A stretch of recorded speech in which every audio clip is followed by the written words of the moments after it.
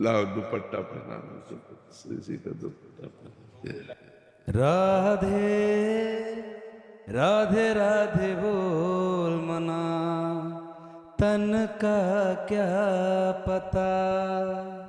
राधे राधे राधे बोल मना, तन का क्या पता।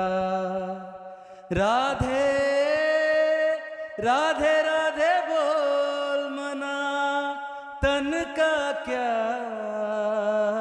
पता।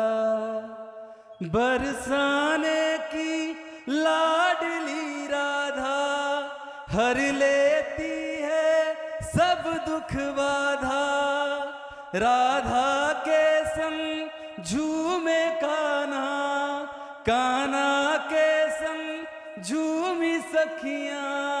ये अंबर बोले राधा, ब्रजमंडल बोले राधा। कान्हा की मुरली बोले राधा, राधा राधा बस राधा। बहुत सुंदर, बहुत सुंदर।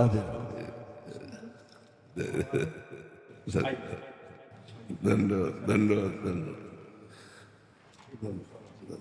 तेजेश गुप्ता जी, महाराज जी इनका प्रश्न भी इसी से रिलेटेड है कि सत्य और असत्य दोनों ईश्वर है, तो फिर हम केवल सत्य का पालन ही क्यों करें? पहले असत्य का त्याग करो, तब सत्य में स्थित होकर के तब जान पाओगे कि न सत्य है न असत्य, केवल ईश्वर है।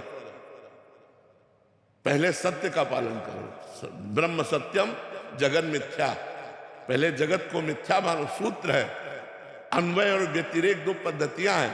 सवाल हल करना है तो पद्धति से सवाल हल होगा, जो गणित का सूत्र है उसी से तो हल होगा। तो ऐसे ही अगर बहुत समुद्र में हम फंस गए हैं, अज्ञान में फंस गए हैं, तो इससे निवृत्त होने के लिए हमें दो पार्ट रखने पड़ेंगे।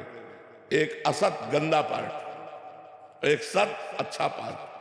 तो हम पहले गंदे का त्याग करें और अच्छे को स्वीकार करें। और जब अच्छे को स्वीकार करते हुए हम चरम सीमा पे पहुंच जाएंगे और वहां से देखेंगे तो सब एक ही था। सर्वम खलमिदम ब्रह्म ने नानास्त किंचन, सब परम सत्य परमात्मा था, कुछ असत था ही नहीं, कुछ असत था ही नहीं। तब वो अनुभव कर पाता है। तो पहले हमें सिद्धांत में समझना पड़ेगा, उमा कहो में अनुभव अपना, सत हरि भजन जगत सब सपना। जैसे सपना झूठा ऐसे जगत झूठा। किसका प्रश्न है, समझ पा रहे हो आप? अगर अभी हाँ लगा दिया ये सूत्र तो पाप पुण्य, महाराज जी अगर पहले ही सूत्र लगा दिया लगेगा ही नहीं भैया। सवाल है, सवाल है, सवाल को हल होने के बाद शेष बचता है ना। शेष पे तो पहुंचो, ऐसे थोड़ी शेष लिख दोगे। सवाल पहले हल करो तब उसका शेष आएगा। बट सुना के हो गया कि सत्य और असत्य दोनों तो ईश्वर ही हैं, तो असत्य का पालन तो फिर नरक भी ईश्वर है, रोग भी ईश्वर है है नहीं? तो उस रूप में ईश्वर मिलेगा तो फिर भोगो ईश्वर को। रोग भी ईश्वर है, अपमान भी ईश्वर है, विपत्ति भी ईश्वर है। तो क्या आप इस ईश्वर को स्वीकार करना चाहते हो? है नहीं स्वीकार करना चाहते तो सत्य वाले ईश्वर को स्वीकार करो। नहीं, जेल से लेकर नरक तक लाठी डंडा रोग विपत्ति सब ईश्वर है। हमारी बात मानो ना। तो अगर इस ईश्वर को नहीं स्वीकार करना चाहते तो असत ईश्वर को छोड़िए, अभी सत्य में आइए।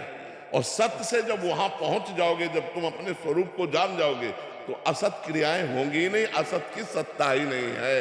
ना सतो विद्यते भावो, ना भाव विद्यते सत्ता।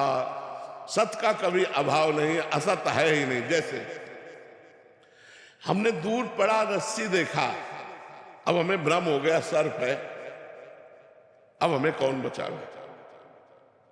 तब तक हम भयभीत रहेंगे जब तक हम उसके नजदीक न पहुंच जाए या टार्च के द्वारा हम पक्का देख न ले। टार्च के द्वारा पक्का प्रकाश मारा, अरे यार ये तो रस्सी है, सारा भ्रम खत्म हो गया ना। तो टार्च का प्रकाश है ज्ञान, नजदीक पहुंचना है भक्ति, उपासना, उपासन। नजदीक पहुंचे तो देखा अरे यार रस्सी है, पूरा भय खत्म हो गया। डरते डरते गए, पर जब नजदीक देखा तो सारा डर खत्म हो गया, क्योंकि वो सांप नहीं था, वो रस्सी ही थी।